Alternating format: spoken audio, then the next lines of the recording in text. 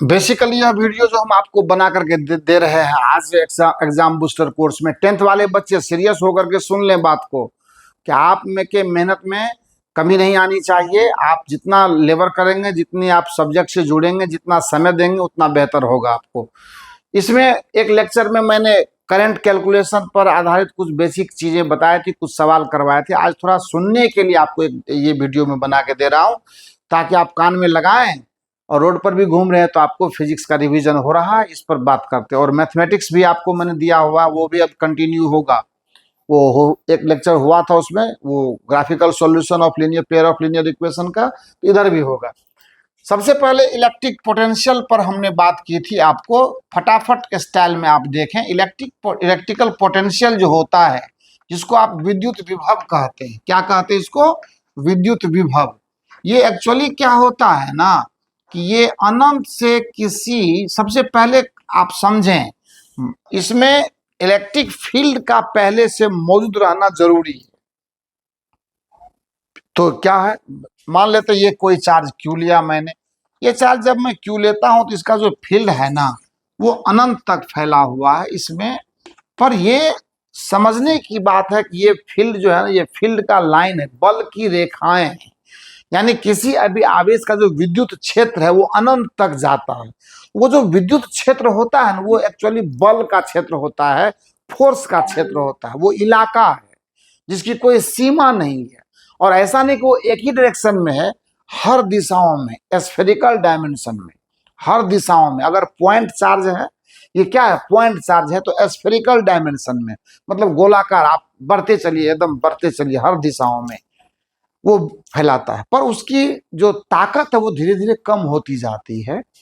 तो आप सीधे समझें कि एक कोई इकाई धनावेश लिया मैंने, है ना, और इसको मैं अनंत से उठाता हूं, और अनंत से उठा करके इस रिवर्स एक्शन देखें, ये फील्ड इधर है और मैं डिस्प्लेसमेंट उसके उल्टा दे रहा हूं।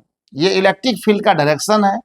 अगर चार्ज पॉजिटिव है तो फील्ड चार्ज से दूर की दिशा में एक्टिव होता है, ठीक है, और चार्ज नेगेटिव होगा तो उसके तरफ आता है। तो हमें कोई भी परिभाषा लेनी होती है तो पॉजिटिव चार्ज से ही लेते, अच्छा लगता है, स्टैंडर्ड है वो। तो अब अगर मान लेते हैं इलेक्ट्रिक फील्ड, तो यहां से मैं आर डिस्टेंस पर लाता हूं, तो आर का मेजरमेंट यहां से, क्योंकि ओरिजिन मेरा यहां है। जो भी हमने लेंथ मेजरमेंट या डिस्टेंस मेजरमेंट किया वो यहां से करते हैं। इसीलिए जो परिभाषा बोलते हैं कि किसी विद्युत क्षेत्र में इकाई धनावेश को अनंत से उठा करके आर दूरी पर लाने में किया गया कार्य ही विद्युत विभव कहलाता है। सो विद्युत विभव मतलब electric potential is a work done, एक कार्य है ये। लेकिन किस काम, माने कौन सा कार्य, ये कार्य मैंने किया क्यों? तो इकाई धनावेश को अनंत से उठा करके किसी पॉइंट P पर जब मैं लाया, जबकि इसकी दूरी यहां से R थी, तो होता है ये VR इक्वल टू सीधा W बटा, यहां पे अगर मैं Q लेता टेस्ट चार्ज के लिए, तो परिभाषा में तो इकाई धनावेश बोलेंगे, लेकिन लाएंगे ये टेस्ट चार्ज हमारा कोई रहेगा, है ना, और उससे डिवाइड कर देंगे तो मेरा काम हो जाता है, यूनिट चार्ज के लिए हो जाता है, यहाँ W बटा Q नॉट। और ये एक्चुअली क्या होता है, अगर मैं देखूं तो विद्युत विभव का जो यूनिट होता है वो वोल्ट जूल पर कूलम, है ना, तो ऐसा यूनिट इसका क्या हो जाता है, वोल्ट हो जाता है। ज्यादा बहस इस पर करने का नहीं है। अब विद्युत विभव जब हम जान लेते हैं तो आप इतना समझें कि विद्युत विभव यानी इलेक्ट्रिक पोटेंशियल की जानकारी सबसे अहम है, क्योंकि पूरी इलेक्ट्रिसिटी इसी पर चलती है। और इलेक्ट्रिक पोटेंशियल के पैदा होने के पहले का जो काउज है वो इलेक्ट्रिक फील्ड है, और इलेक्ट्रिक फील्ड को जन्म कौन देता है, तो इलेक्ट्रिक चार्ज देता है। सो पूरी की पूरी इलेक्ट्रिसिटी इन्हीं लिंक में जुड़े हुए हैं। तो विद्युत विभव को सुन लिया आपने। विद्युत विभव के बाद क्या होता, अब चार्ज, चूंकि हम लोग पढ़ रहे हैं करंट, करंट का मतलब विद्युत धारा था, विद्युत धारा का मतलब आवेश का प्रवाह।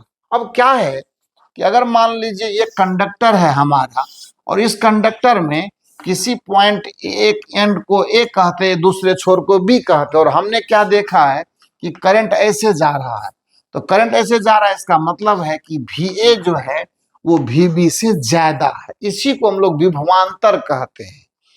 यानी पोटेंशियल का डिफरेंस जब तक नहीं होगा तब तक किसी भी चालक से करंट फ्लो कर ही नहीं सकता है। तो इसीलिए VA माइनस VB यही है विभवांतर। कोई बहुत बड़ा चीज ये नहीं है, पर जानकारी इसीलिए महत्वपूर्ण है कि बिना विभवांतर के पैदा हुए करंट फ्लो कर ही नहीं सकता है। और इसीलिए ना अब आप I और V का रिलेशन देख लो, और इसमें क्या होगा, करंट जब फ्लो करेगा तो कुछ ना कुछ इसका विरोध होता है, जिसको हम लोग क्या कहते हैं, प्रतिरोध कहते हैं। तो हम लोगों ने क्या पढ़ा है, ओम के नियम में हम क्या पढ़ते हैं, ओम के नियम में यही तो पढ़ते हैं कि अगर टेम्परेचर कोई कांस्टेंट कर दें, है ना, अगर मान लेते कोई खास टेम्परेचर है, आप लोग क्या पढ़ते परिभाषा, स्थिर ताप पर। अरे यार, मतलब ये जो हमारा एटमॉस्फेयर है, जो रूम टेम्परेचर है, जहां अभी हम एक्सपेरिमेंट कर रहे हैं, उसी को डेफिनेशन में यूज किया गया ओम के नियम में कि टेम्परेचर को आप उसमें शामिल मत करो। जो टेम्परेचर है वो अगर वही रखते हो तुम, तो ओम्स लॉ क्या कहता है कि I जो होगा ना वो पोटेंशियल के समानुपाती होगा। इसी को ओम का नियम कहा जाता है। और इसमें क्या होगा, I भी ग्राफ स्ट्रेट लाइन होगा। अगर मान लो यहाँ I लें, यहाँ पर V लें, तो ये I क्या होगा, एक स्ट्रेट लाइन होगा। ओम्स लॉ का यही है मामला, है ना। तो I भी ग्राफ हमारा जो, तब लेकिन इसमें क्या है, कुछ लोग गलती करते हैं कांस्टेंट डालने में, उल्टा देते हैं, इसको इधर ले आते हैं, उसको उधर ले जाते हैं और R लगा देते हैं आसानी से। ये सब काम नहीं कीजिए ना, फिजिक्स को छेड़िए नहीं। I equal to 1/R into V लिखने में आपको क्या दिक्कत है, इसको आप कह दीजिए ये प्रोपोर्शनलिटी कांस्टेंट है, समानुपाती नियतांक को हम R के नहीं लिखेंगे, 1/R लिखेंगे। और यहाँ देख लीजिए ये क्या आ गया, V equal to IR। R क्या है, प्रतिरोध है, यहीं से तो गाड़ी आगे निकलती है। हम लोग कैसे लिंक करते हैं टॉपिक को, हो गया प्रतिरोध। अब प्रतिरोध की परिभाषा उठानी है तो ये चालक में एक ऐसी एक मतलब नैसर्गिक कह दीजिए, पैदाइशी लक्षण कह दीजिए, किसी भी चालक में प्रतिरोध होता ही होता है। और वो करता क्या है, करंट के फ्लो का विरोध करता है।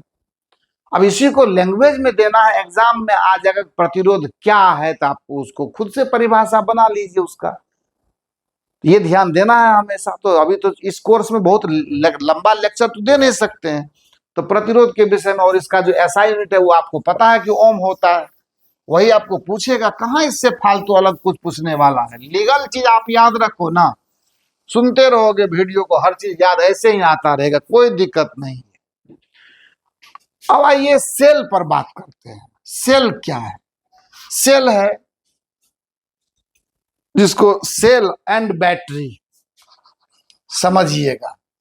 सेल एंड बैटरी बहुत कंफ्यूजन वाला चीज होता है, बच्चे इसमें कंफ्यूज करते हैं। ये सेल